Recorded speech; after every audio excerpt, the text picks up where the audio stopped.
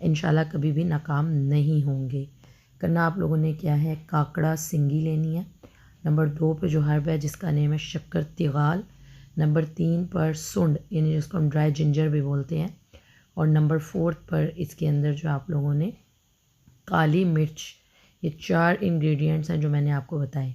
काकड़ा सिंगी, शक्कर तिगाल, सुंड और काली मिर्च, ये हम वज़न लेनी है।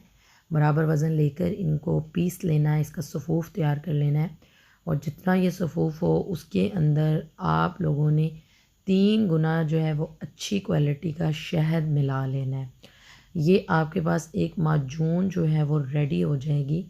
इसको इस्तेमाल करने का तरीका ये है कि उंगली के साथ थोड़ा थोड़ा सा आपने जो है जो भी मुतासरा शख्स है, पेशेंट है, उसको उंगली के साथ थोड़ा थोड़ा सा चटाना है। तो दिन में 4 मरतबा 5 मरतबा जो है आप इसको